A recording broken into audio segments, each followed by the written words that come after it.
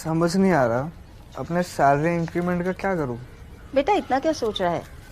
अपने mutual funds के SIP का टॉप अप करा ले। This is the right time. क्या? समझ में नहीं आया। बेटा इतना क्या सोच रहा है? अपने म्यूचुअल फंड्स का एसआईपी टॉप अप करा ले। This is the right time. अब समझा।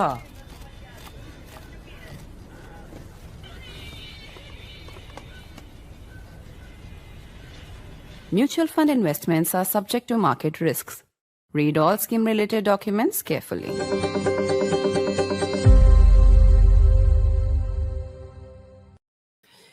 India's big strategic reset with the Taliban. The Taliban foreign minister is in India on an 8-day visit, continues to make waves and headlines and triggers debates. The foreign minister's visit is a clear message to both Pakistan and Donald Trump. This at a time when Trump's man for India, Sergio Gore, also his man for all of South and Central Asia, has arrived in Delhi. The visit of the Taliban foreign minister has not been without controversy. Even as he received a hero's welcome at Deoband, women journalists have raised questions about why they were not invited for his press conference and why their male colleagues didn't even open their mouths to ask the Taliban a question about this. But later, at a think tank, Vivekanand Foundation's meetup with the Taliban foreign minister, women were seen in the audience. So is this about jurisdiction or is this about something else? There's a lot to talk about because remember, Pakistan is facing a turmoil of its own, with the TTP on the one hand and the TLP marching towards Islamabad over Gaza on the other. I want to get first comments in. I want to bring in now Ambassador Veena Sikri. I want to bring in Ambassador Sikri because while there has been a lot of anger over the fact that women journalists were not invited to the press conference in Delhi that took place at the Afghanistan embassy, you were among the women who were at the Vivekanand Foundation, like General Sharma, if we can show those pictures as well. And of course, this was outside the jurisdiction of the Afghan embassy, so the Taliban had no say over who should be called and who should attend and who should not. I want you to comment on the big import from this trip so far. But I think on your show, I think it's a very important visit. It is a reset, and I think it's in keeping with the interests of India and Afghanistan. And I think that the way in which Foreign Minister Motaki has been very open in his discussions, you showed the clip just now about his warning to Pakistan that don't mess around with Afghanistan, and also the way in which he has been addressing audiences. You're showing the clip of VIF. It was a very interesting address, and he was very open about it. I think as far as the press conference is concerned, it is very clear that it is unacceptable for the women journalists having been left out. There is no way that we can accept that in any way. But this was an event arranged entirely by the visiting delegation, with the Government of India, with the Ministry of External Affairs having nothing to do with it because it was arranged within their embassy. They now have the Afghan embassy building with them, and we know from our practice with all other embassies who are based in Delhi that there's no interference at all of the kind of functions or who they invite when they're having it within their premises. So this was something that they had planned on their own. I understand that it was the Afghanistan consulate in Bombay that had chosen which journalists to invite, and of course there was a complete furor. But we do know, for example, in our relations with Saudi Arabia and many other countries, that in that sense, when a country has a certain policy of its own, then at some point the Government of India does not interfere with that and develops the relations on the areas in which we can talk to them clearly and openly. And we do know, for example, in Saudi Arabia, that the new leader, MBS, Mohammed bin Salman, is doing his best to change the old practices and is putting forward a very different approach to women's issues. And we certainly hope that with the big push being given by the government of Saudi Arabia, this will move to all other countries as well. Having said that, I think we must come back to the bilateral discussions. They were very significant, very important. The government of India is now going to upgrade its mission in Kabul. There will be an embassy there. There will be a charge d'affaires there. Mr. Mutaki, the foreign minister of Afghanistan, has said he's going to have very soon high-level diplomatic representation in India and perhaps even an ambassador very soon. I think from the discussions, it is very clear that they are important points on which India and Afghanistan share, similar views. Counterterrorism is one of them. We do know that the government of Afghanistan had come out very strongly against the terrorist attack on the innocent tourists in Pahalgam. And this has been referred to by the Foreign Minister Mutaki himself and by others also on that. And we have decided to continue our cooperation on counterterrorism. It will go. And he spoke clearly that within Afghanistan, they are able to control the situation and the law and order is much better, he says. And he invited delegations to go there and visit, in fact. He spoke, and this is a very important point, that the people-to-people links between India and Afghanistan really do go back millennia, and that feeling is so strong, and they really welcome India's humanitarian aid. When they had the recent earthquake, we were the first off the mark to give them family tents and food and medicines and blankets and other clothing and warm material, and that they really value. The Salma Friendship Dam is an outstanding example of friendly cooperation.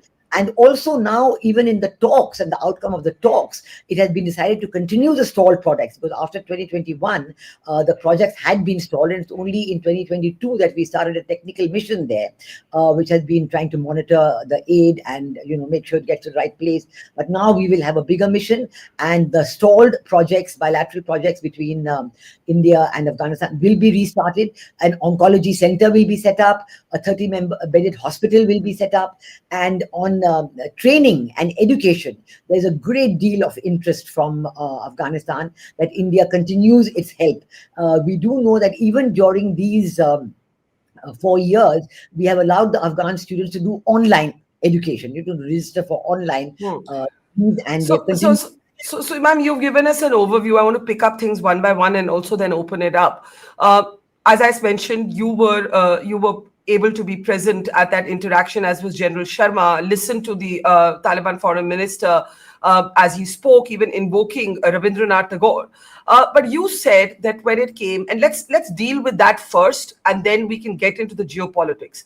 You said, as far as no women at the press conference, no women being invited to the press conference by Mutaki is concerned, the MEA has said we had no role, and you agree with that. There have been arguments that the MEA could have perhaps nudged the Taliban delegation to hold their press event outside of the embassy, because as you can see, when all of you met at the VIF, they had no jurisdiction over who could come, whether women could come or not come. They would have to adhere to the laws of India, which have equality between men and women. Do you believe that therefore there was this could have been planned better? The Afghans could have been nudged into not holding this press conference at their embassy. There was also an image of Mutaki sitting under a photograph of the Bamiyan Buddhas that no longer exists. Now, I understand the realpolitik. I understand the hard security concerns. I understand why India is engaging the Taliban. I'm merely asking, we all know this engagement will come with challenges, because there is a difference in values, there's a difference in how we think. Could this have been nudged in a different direction? I'm talking about specifically right now about the women journalists issue. Quite honestly, I am quite sure, knowing how Ministry of External Affairs arranges the visits, they would have explained everything to the Taliban delegation, who would have come beforehand or even after they arrived. Certainly and they know very well that India is such a dynamic, robust economy, and gender equality, gender empowerment is very important for us. We live it day to day, and there's so many programs of the government that, the direct benefit transfer, the Ujjwal scheme, there's so many which have really improved the lives of women in India, regardless of which community, which religion, which part of India, and those things are visible. So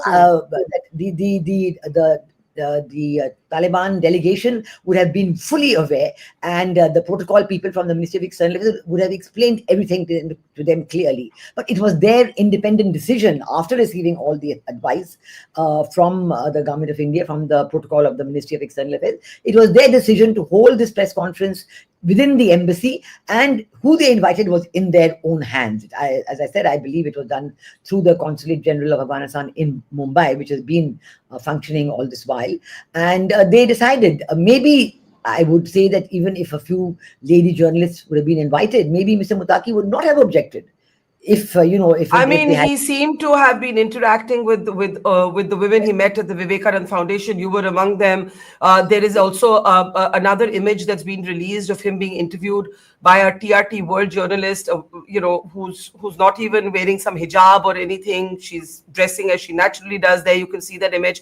So there is this conversation going on. Padma, I want to bring you in and then come to General Sharma. Quickly on the point of the women being excluded, you heard what Ambassador Sikri said. It was not in the MEA's hand. It was not in the MEA's jurisdiction. The event was taking place within the Afghan embassy, recently recognized now once again, because we are also opening our embassy in Kabul. So how do you see it? I know you've made the point on our platform that the male colleagues should have spoken up, but beyond this, uh, are we, as some are saying, losing sight of the realpolitik here? Are we losing sight of the purpose of this visit, which is really a message both to Pakistan and to the Trump administration? Or are we entitled as women, as Indians, to be very annoyed that this should happen in our own country? Hi, good evening. I completely agree. I mean, we've been discussing this ad nauseum since yesterday, and of course, we know as seasoned journalists, we're aware that embassies are, not technically speaking, belong to the country that they represent.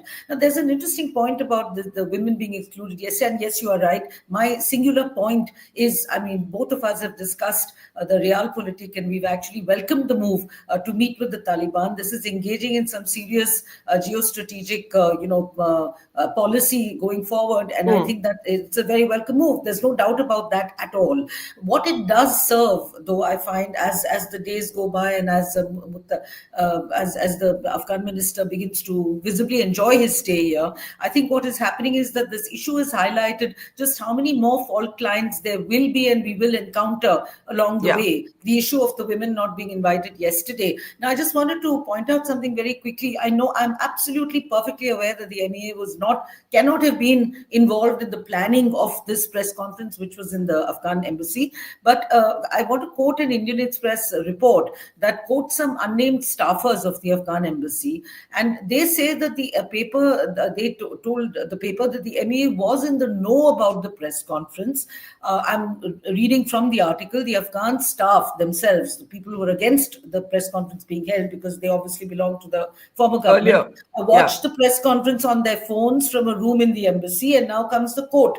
We knew they would do this. And they're referring also to the fact that the women were kept out. And apparently there was a small tabletop flag of the Taliban, which we all saw, etc. So the quote, we knew they would do this. And this is why we had told our CDA, the charge d'affaires, who apparently is now also in charge of Delhi and was it earlier in Hyderabad, that we are ready to organize their press conference at a 5-star hotel, said the staffer.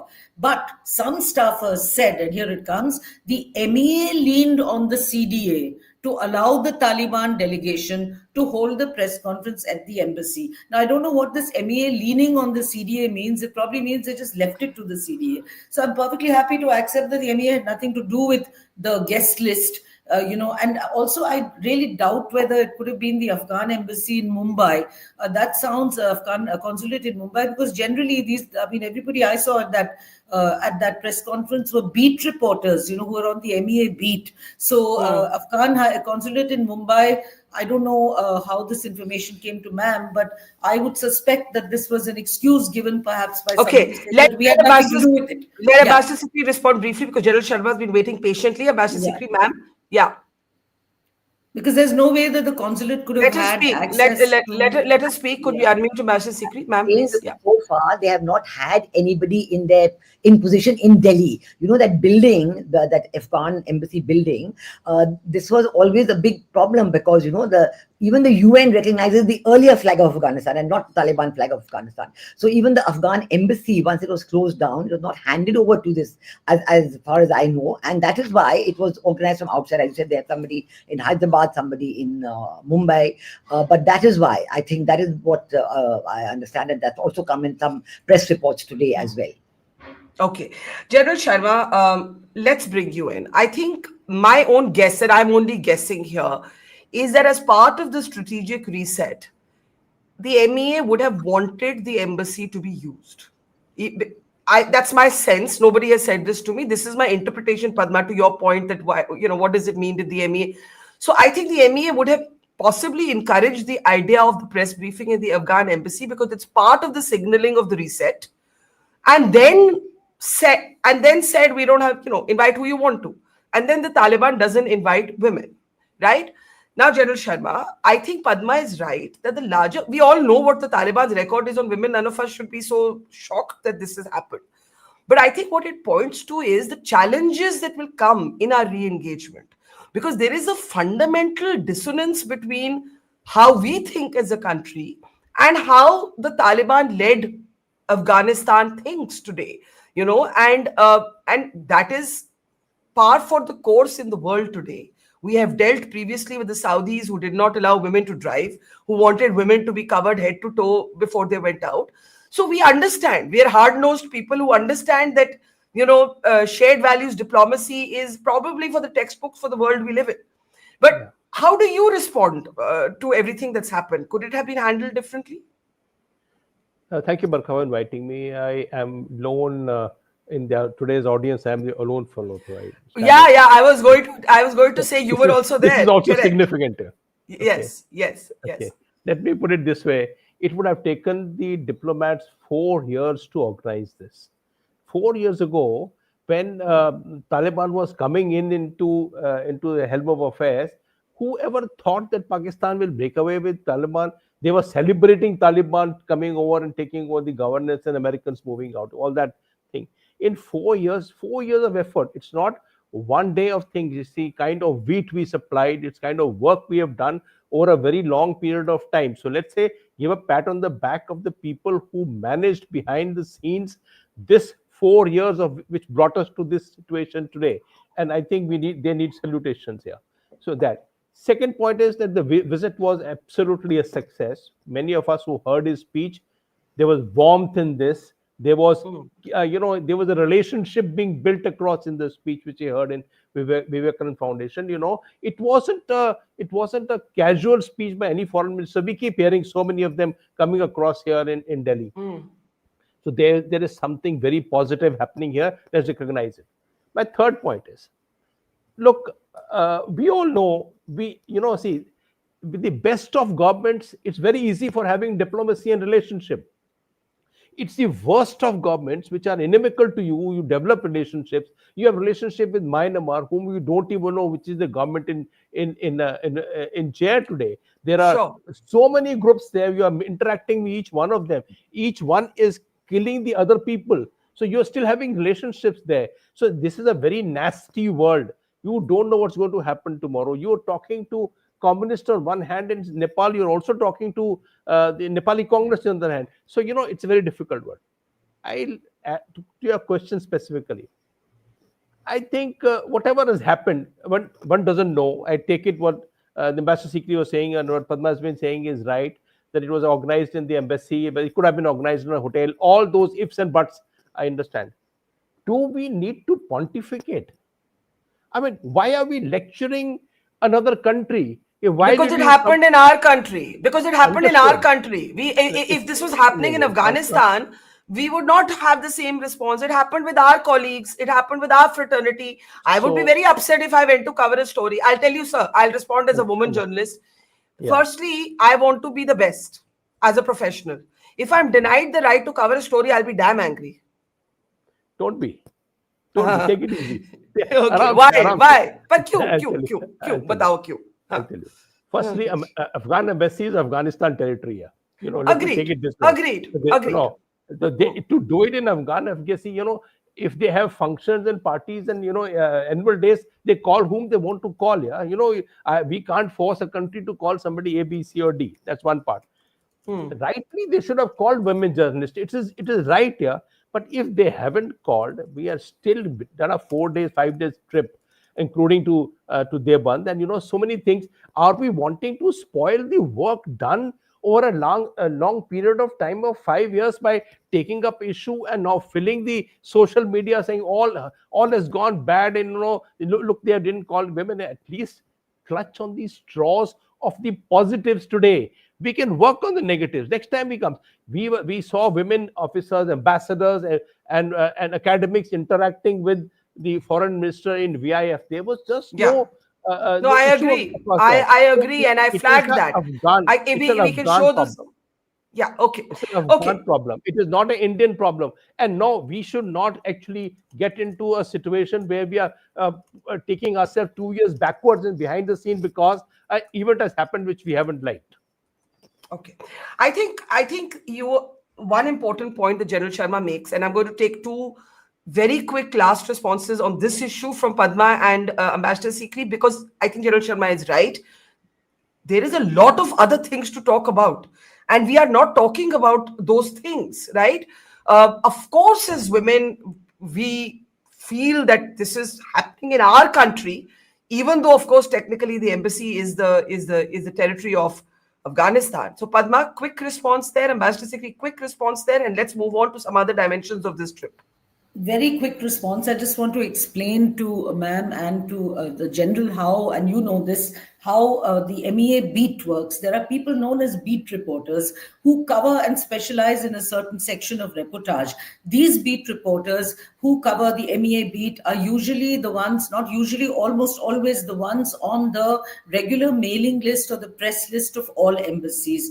Ma'am would know this. Now, yesterday in the Indian Express report, one Mr. Syed Mohammed Ibrahim Hill, who was the Afghan Consul General in Hyderabad, is supposedly now the chargé d'affaires at the Afghan embassy in Delhi. So the embassy is still operating apparently in a sort of half-hearted way under the old flag and the old stationery and everything of the Republic of Afghanistan. I assume also, not assume, it was very obvious when we saw the press conference, the very same mailing list. So it could not have come from Mumbai or anywhere else. Second thing is that our annoyance, General Sharma, is not at what is happening in terms of the political moves.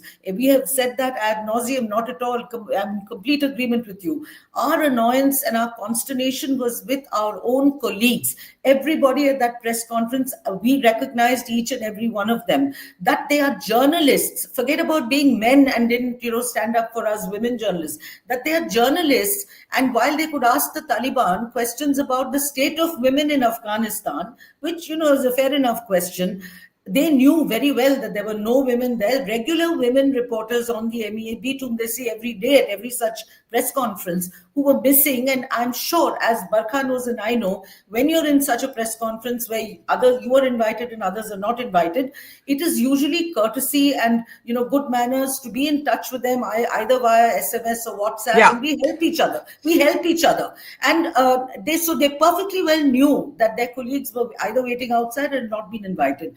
Not one of them raised the question to the visitor himself. That is our consternation, not about the overall bilateral move of inviting the Afghans. I think it's a very, very good move, and geostrategically we're right on top. And Ambassador Sikri, a closing thought on this aspect, because let's look at the other aspects. Yes. Yeah, I agree. We should move on to the other aspects, but very briefly, I agree with what General Sharma has said. He's absolutely right, and that we were absolutely correct in the way it has been conducted. I agree with what Padma has said very rightly, that it's up to the male journalists there who should have been much more proactive, or at least pointing out. The beat list of the MEA is a very important list. It's a critical list, and certainly the MEA would have handed over the beat list to the whoever was handling it from the Afghan side. They would have told them definitely, because if this was being held in a 5-star hotel, the MEA would themselves have invited the entire group from the beat reporters list to that press conference. So that is absolutely right. I have my own group, my South Asia Women's Network, which covers Afghanistan as well, and we have been very upset at the treatment of women in Afghanistan, and we've been registering our protest on that. And in that sense, we sympathize fully. But an important point that we make in dealing with women's issues in South Asia is the need to bring men on board. And it's not a fight with men, but unless men are sympathetic to this cause of women's empowerment and women's equality, nothing is going to happen. So this is a very important point. And one very important issue, all the mass media communications institutions in India, throughout India, they don't teach gender sensitivity at all. Yeah. No, absolutely. I think Master Sikri just got frozen there. General Sharma, you wanted to add a comment there? General Sharma? Can't hear General Sharma. General Sharma, can we unmute General Sharma? Yeah. So just 30 seconds. You see the advertisement that starts off this program that we hold in the evening. This Yes, one, yes, yes, yes. Franklin Templeton. Franklin Templeton, yes. So you see the advertisement where the boy is not able to understand the mom in mom's voice, but he That's right. understand the mom in the man's voice. That's India. right. Well said. Well said. And let me, on this topic of the trip, give the final comment to somebody in our audience who happens to be a man. Prasad saying, Barkha, the Afghans are at a loss by not inviting the finest of Indian journalists yesterday.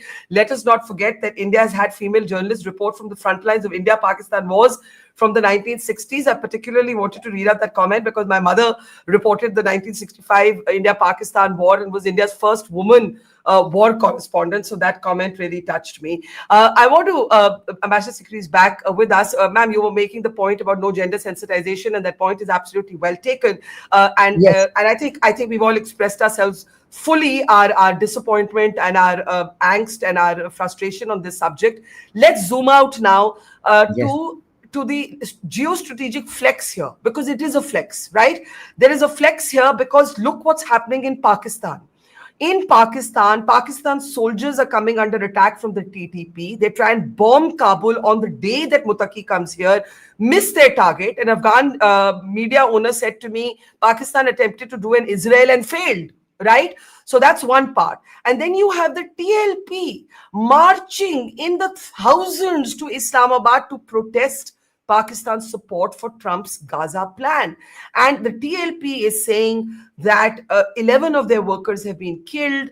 So Pakistan, there are riots in Lahore.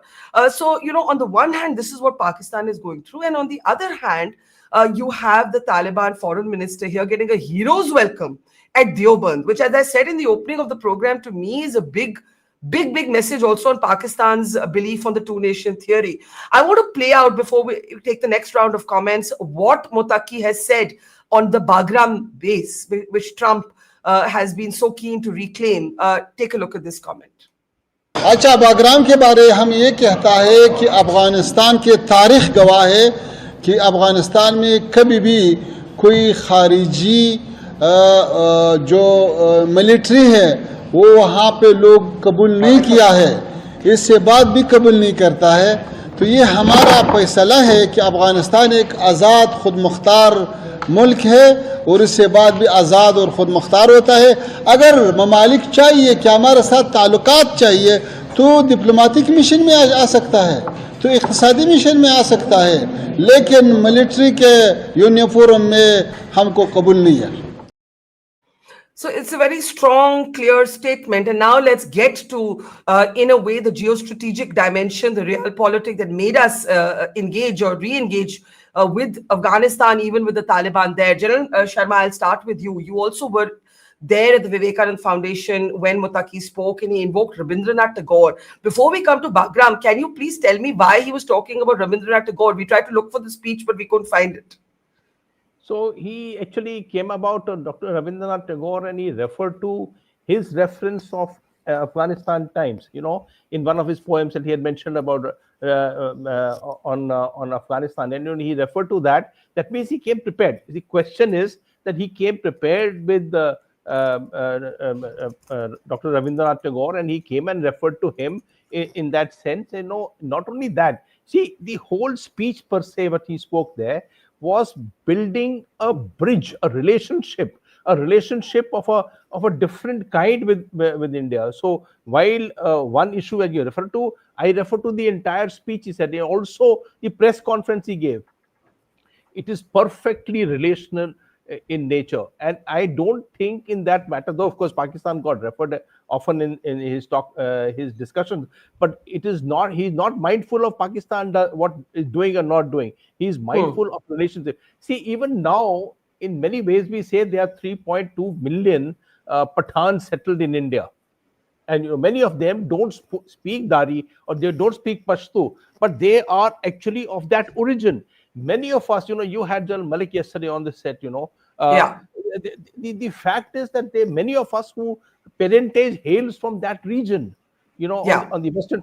So, to say that there is a relationship with Afghanistan, relationship is in food, in culture, in dress, you name it, it is there.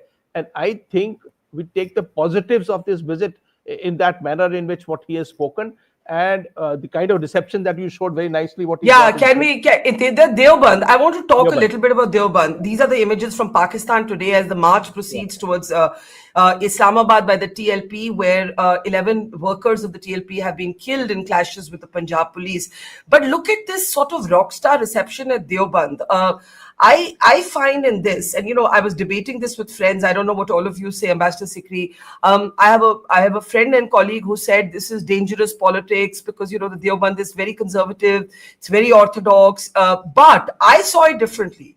I saw in these images a complete cock snook to Pakistan on the two-nation theory. The fact that Indian Muslims in the thousands falling over themselves to actually welcome the Afghan foreign minister, who is, as General Sharma says, seems genuinely happy. He's now going to be meeting the Taj Mahal.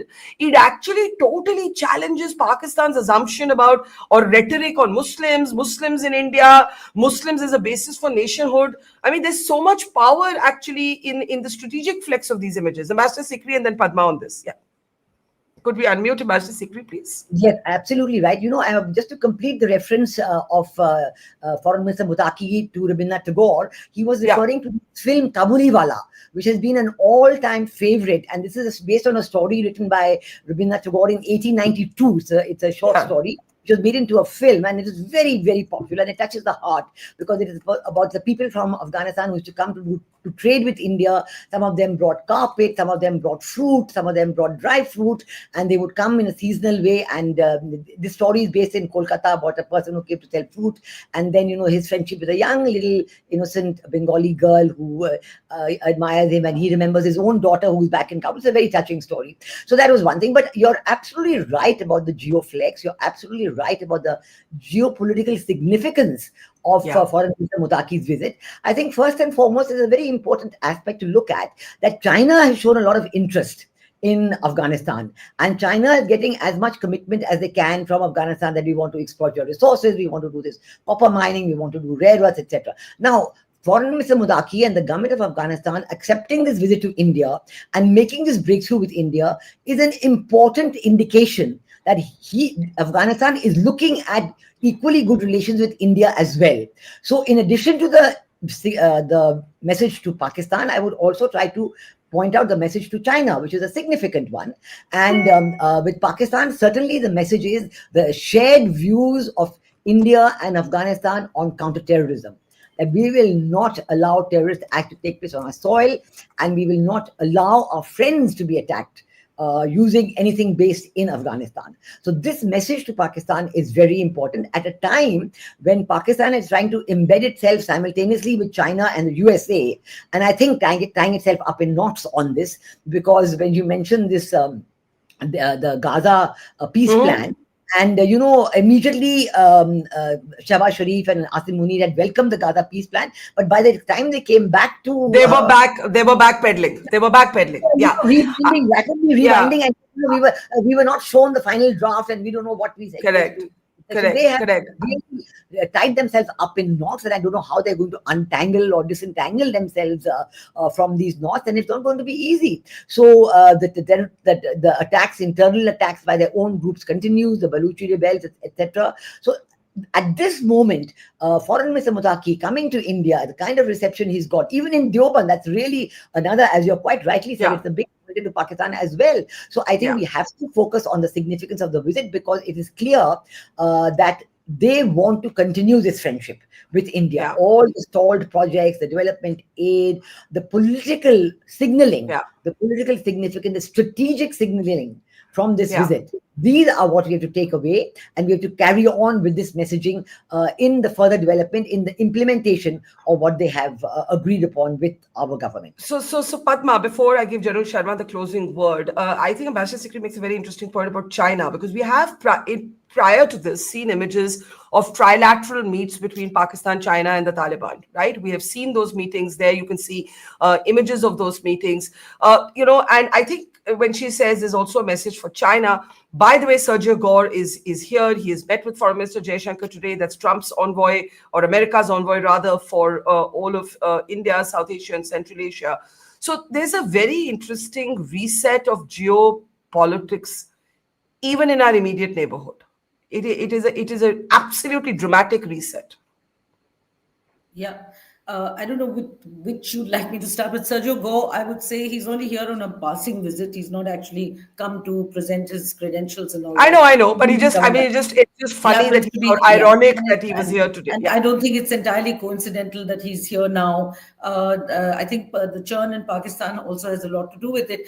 Yes, I found Ambassador Sikri's remarks very interesting, but I just wanted to also point out, let's remember that Afghanistan Minister Muttaqi in his remarks yesterday made it clear that they're not inimical to Pakistan is also welcome if Pakistan cooperates over Wagah in this entire regional relationship. He made that clear several times at his press conference yesterday.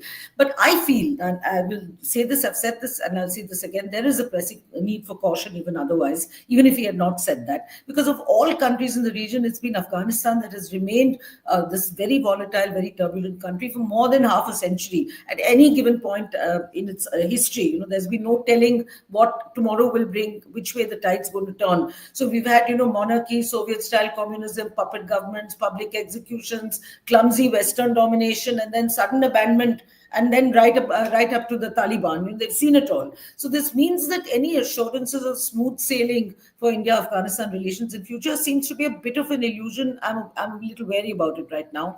That has nothing to do with the Taliban. It just has to do with the nature of the turbulent country that Afghanistan has been and remains. Yeah. But India is serious about entering the great game in Afghanistan. And if we are serious, India has to dig its heels in for the long haul, not just up and go away at the first sign of the next invariable change. Now, I think that India should also be as unpredictable and as inscrutable to play that game well. For instance, this whole image as only a regional peacemaker, only a good Samaritan to provide earthquake and other aid. I think we should shed some of that, and we may have to extend our engagement beyond the Taliban, perhaps even controversial regional groupings and regional organizations there. Yeah. And I think I, for one, have a little bit of, because there's uncertainty and there's not entirely evidence of the assurances offered by the Taliban. Yeah. Not to cut you short, but actually I was going to give General Sharma the closing word with just an observation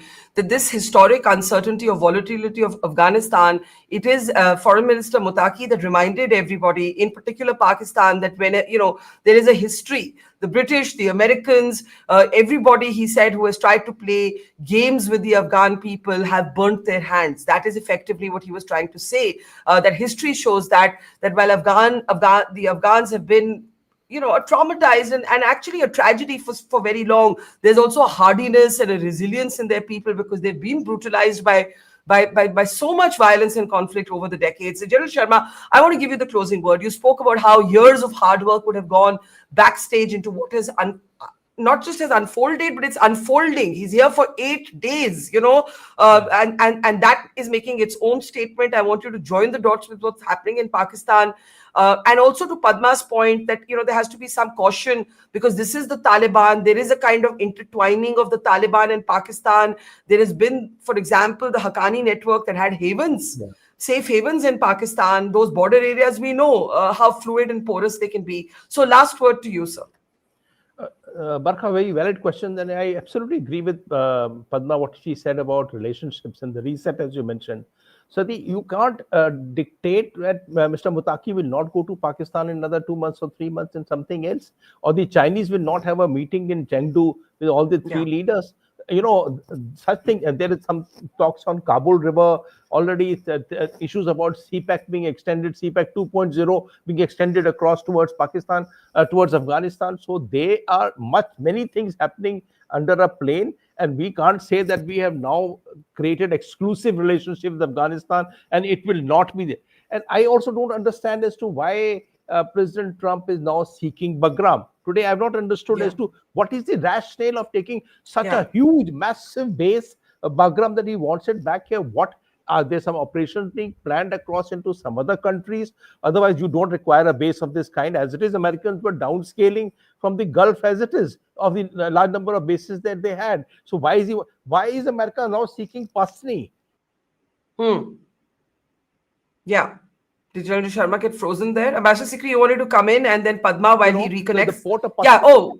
Sir, we lost you briefly What in the middle, but you're back now. हाँ, पसनी के बारे में आप बोल रहे थे. Yeah. So I say Pasni is under offer to Americans, and Pasni is a base between Gwadar and Karachi. So something more is happening at a different plane altogether. Things are not evident as yet. So we have to play the game. We have to be on top of it. Today, it is not a minute sheet diplomacy, a noting sheet to say that we have a 5-year plan. Tomorrow morning, you don't know what's going to happen. So the diplomacy and as security as it is has to be so dynamic in character because things are changing so fast. So there is no long-term reset. 15 days ago, I would have said, yeah, Americans in Bagram. That's a very important point. That's a very important point that you have to be constantly adapting, basically. Yeah, so who could guess on 8th of September that Pakistan, the Nepal government will go in 2 days? Yeah. Who could guess this? Who could know on 22nd of April this year that we would be nearly at war with Pakistan in 14 days? Yeah. Things are so dynamic in nature that absolutely we have to play ball on everything as it happens. I 150% agree with you. I think that any other notion is an airy-fairy notion. You have to have dynamic agility for the world we're living in. All of the things you've mentioned, we could not have forecast 6 months ago. That is the point, right? Yeah. I think Ambassador Sikri, Padma, now 30 seconds each, and I'll give General Sharma closing 30 seconds as well. Padma, you first. I just wanted to go back to the mention of China. I see a difference there between China, Pakistan, and Afghanistan vis-a-vis each other because there is a religion factor, which is a commonality between Afghanistan, Pakistan, and India, which China, other than Xinjiang and the Uyghurs, doesn't share in the same.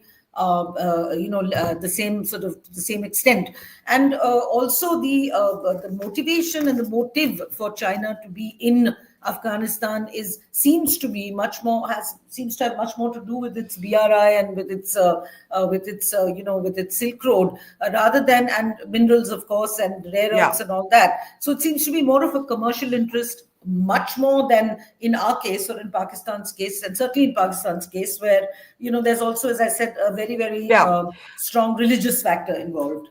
Let me pick up one comment from our audience that I think is really smart. Saurav Vishis says the Pakistanis, this is in response to your question, General Sharma, why does Trump want Bagram? The Pakistanis probably sold that box of minerals with Bagram as a mainstay for American troops to mine said minerals. A pipe dream, if ever there was one. But you don't know. I mean, you don't know. Trump, maybe that's what the Pakistanis sold him. But the Pakistanis are facing such backlash on their support for Trump's Gaza plan. I was saying, Ambassador Sikri, Pakistan is being tripped by TTP and TLP. Pakistan is really facing some very serious internal challenges after having a brief honeymoon period with Saudi pact and, the Trump courting. Last thoughts, Ambassador Sikri. Yeah. Absolutely. I don't know whether you saw this cartoon with Asim Munir going down the Indus River with 1 foot in 2 boats, one foot in the American boat and 1 foot in the China boat. Correct. Set to fall into the Indus and probably stay there.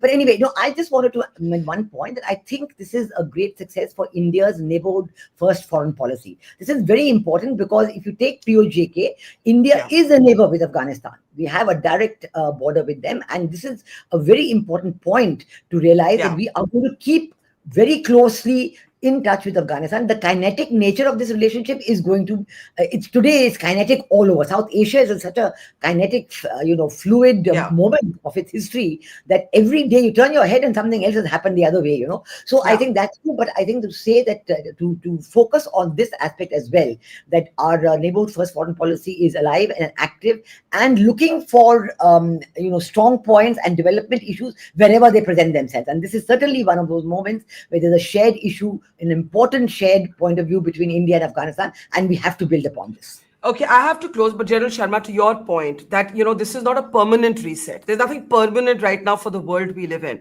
I just want you to talk about what your main concerns would be in such a volatile, unpredictable, immediate neighborhood. Afghanistan, Pakistan, China, Trump. So among many things, of course, President Trump is always a worry, but leave him away. I would say I got anxious in the kind of arrangements that Pakistan Army has now evolved between ISIS or what is called ISKP and LET. Now they have shifted like LET towards KP, towards Khyber Pakhtunkhwa, to start fighting and start funding them to start fighting against the TTP and the Taliban on the other side of the borders. This is actually a new animal being created. ISIS or ISKP, as they used to call it, Khorasan province is not a good organization, and you may be pumping money to start an issue against the Taliban, which may have been discussed in Delhi. I don't know about it, but to say that you have not cahoots with two nasty organizations, join them together, and then pump them with money and weapons, they can be problematic in the entire region, and that should be an issue of anxiety. And I'll end by one issue about rare earths. It's very demonstrative to show a box of rare earths and hand it over across to the President Trump. But the fact is, America has no processing and refining arrangements of rare earths. Finally, the 90% of rare earths are refined and sorted out in China, because China established the industry. It's not a question of having rare earth. It's a question of sorting rare earths right from extraction to supply chains of supplying, which Chinese have mastered it. So they should give that box to China and not to President Trump. Okay, very interesting. We leave it there. Please do remember that Taliban Minister Motaki is here for another several days. We've only seen 2 days of his 8-day visit. He will be at the Taj Mahal next. There's all kinds of strategic symbolism, I believe, in this visit, and also the places that he's visiting, the reception and the welcome that he's getting. And it will be very, very interesting, for lack of a better word, to see what unfolds in Pakistan in parallel. We will leave it there. Thank you so much to General Sharma, Ambassador Sikri, Padma. Always learn a lot from all three of you. Take care and have a great weekend. It's great to see you here. Thank you for watching our work. If you haven't subscribed yet, don't forget to click the bell icon and subscribe to Mojo Story and support independent, robust journalism.